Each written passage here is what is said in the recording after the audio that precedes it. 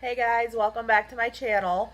So today's video is going to be part 2 of the miscarriage story.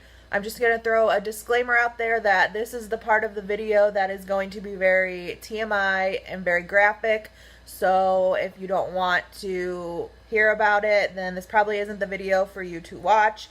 But for those of you who are either going through a miscarriage or have suffered one, I hope that this video, helps you to know that you are not alone in this, and what you are feeling, what you're going through is very normal. So stay tuned for part 2 of the miscarriage story. Friday, I decided to do the medication. I didn't want to do it Wednesday night because I didn't want to have to miss any more work. I'd already missed some and I didn't want to miss any more. So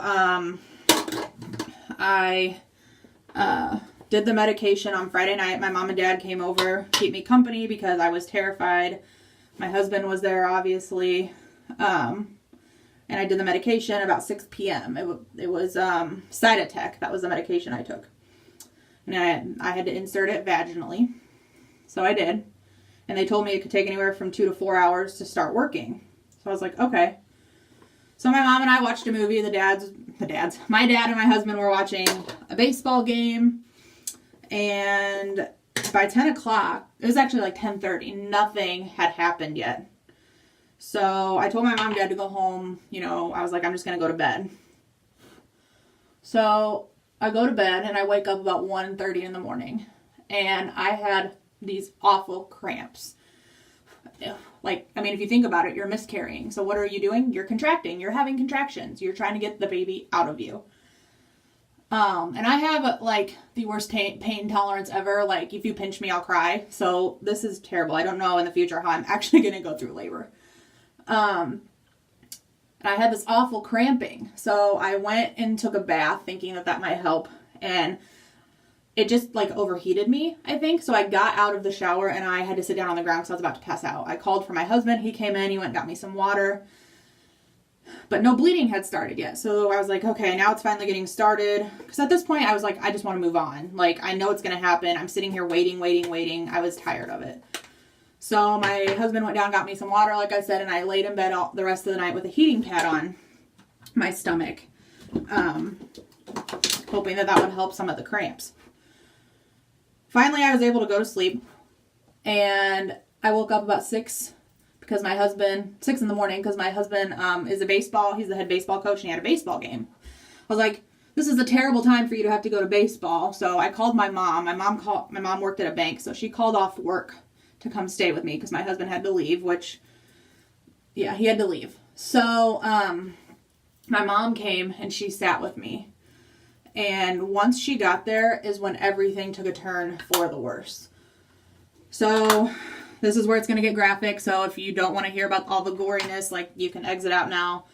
But I was I was sitting on the toilet, and everything was just falling out of me. Like I said, everything was just, falling out. And my husband had actually not left yet. He took the dogs on a run around town, and he had just gotten home and said that one of the dogs around town attacked my baby, Jack, the littlest one. So I was bawling. He was fine, but it was just overwhelming to think that your dog is getting attacked. So I started crying. And at that moment, I felt this gush. And I was like, oh no. So I ran into the bathroom, and that is where I passed the baby. And mind you, I had just found out my baby boy had just gotten attacked by a dog. So I was just an emotional wreck. My mom came in, my husband came in, my dad did not come in. He didn't want to see it. We had our moment.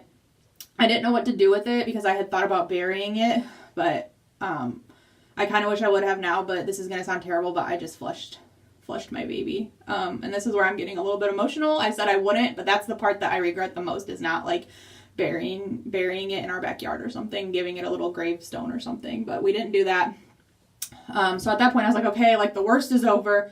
I can try to relax. So I went and laid down, and I just kept feeling like things were still coming out. So I sat on the toilet for an hour just bleeding. And I was like, I just didn't feel like it was normal. So I went to call the on-call nurse that was on call, obviously. And she told me to go lay down and do some compressions on my stomach to try and get my uterus to stop contracting. And so I was like, okay. So I laid down. I had a blanket under me just in case I bled through because I didn't know how bad this was going to be. And she said, if you bleed through your pad in an hour, you need to go to the emergency room. So I laid down, and about 20 minutes later, I got up because I was like, I can't do this anymore. I just feel like I'm leaking. I had bled through my underwear, my pants, my pad, and the blanket, onto the blanket on my couch. So I called her back, and she said, you need to get to the emergency room now. That's not normal. And it had only been 20 minutes. It hadn't even been an hour. So I did that, went to the emergency room, and the first thing they have you do is, like, pee in a cup, which, mind you, everything's falling out of me the entire way to the hospital. My dad kept saying, we need to get you an ambulance. We need to get you an ambulance. I said, I don't want one. Just get me there quick. I'd rather be in the car. Called my husband. He left the game, met us, and we all went down together. I packed an overnight bag just in case because I was like, if I have to be here all night, I want some stuff that I need. So we get down there. I get in right away, and the first thing they do is start doing, like, some compressions, like, on my stomach. They were worried that it wasn't going to stop. So, if you haven't caught on yet, at this point, I'm hemorrhaging, which happens a lot. Like, after you give birth, it can happen too. So I'm sitting there and I'm hemorrhaging, and they finally get me to stop bleeding a little bit, but they took some blood during this time, and because I thought that they were going to have to do a blood transfusion on me because I'd lost so much blood. But I did not have to end up getting that done. So that was good, at least. So I got a pelvic exam. I got poked and prodded in places that I did not want to be poked and prodded. And I got a couple ultrasounds done. And I had passed the baby already. They could see that, but there was still some, like, tissue and stuff in my uterus that they were not 100% happy that I had not passed yet. Which, a miscarriage can take days, I know, but they still were not happy with how much was in there after taking the medication. So they decided that they were going to keep me the rest of the day. Meanwhile, the last time I had eaten was Friday night at 6:30. It's now like 11 in the morning on Saturday. I hadn't eaten, and they told me, we're not going to let you eat because you might have to have surgery, aka the DNC. So we're not going to let you eat in case you have to have the surgery. So I said, okay. Whatever. So, they get me a room, they admit me, and they said, we're going to give you a second dose of the Cytotec to get the rest out. And I was terrified, but I was like, you know what? At least if this happens again, I'm already in the hospital. I'm being watched. Everything will be fine. So they gave me the second dose around 2 p.m.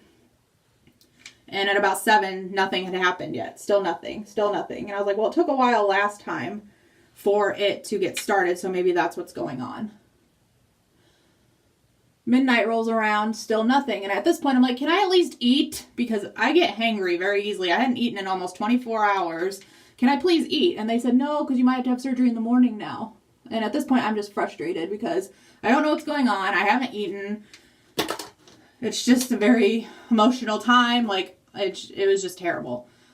So I got up and I did an ultrasound in the middle of the night to see if there was still stuff in there in my uterus, which I knew there was because I hadn't bled, like nothing had happened. So the next morning rolls around and they come in and my doctor, well, not my doctor, but the doctor on call comes in and says, I looked at your ultrasound, you still have tissue, we're going to have to do the DNC. Mind you, I did this medication so I would not have to do the DNC. And look where I ended up. It was terrible. So I was like, okay, I was kind of expecting it. Can we just do it, get it over with? And she said, yes. So this was at 9:30 in the morning. 1 o'clock rolls around. I had still not heard anything. And I'm like, what is going on? Like, I just want to get out of this hospital. I want this over with. I want it done. So I called in the nurse. And I guess my doctor got called into emergency surgery, or she had to deliver a baby or something, which I understand. I'm not high on the priority list or anything, but so I ended up having the DNC later that day. And that's about the gist of it. The recovery was very easy. I woke up feeling like I had not even had surgery. I was, the surgery went really well. I had a really good doctor, and everything. So that's good. So yeah, that is my miscarriage story. It was a very traumatic experience, which honestly terrifies me that it's going to happen again. But going forward, if I get pregnant and unfortunately miscarry again, I know that I'm just going to go straight to do the DNC, because the reason I did not want to do the DNC was because I was terrified I was not going to get my cycle back for like months. And I ended up getting it back, 5.5 weeks later, which was record timing. I know someone who didn't get it back for 3 months. It just depends on how your body works and everything. So, I'm not going to say I hope you enjoyed this video, because this was not a fun video to film. And I feel like all of my videos so far have just been depressing. But like when you're on a trying to conceive journey, that's kind of the gist of how the videos are going to be. So, I mean, if you guys liked me getting ready and stuff, I can throw some hair tutorials and some makeup tutorials, get ready with me. Like, this channel can be about anything it wants to be. So let me know in the comments if you liked me getting ready with you guys while telling you a story. I have some other video ideas in mind. I really want to do a full-on video about my OvuSense experience, which is the device I use to track ovulation. I really want to film that. So if you have any other video ideas you'd like to see from me, just let me know down below. But for now, thank you for watching. Subscribe if you'd like to keep updated on my journey, and I'll see you guys in my next video.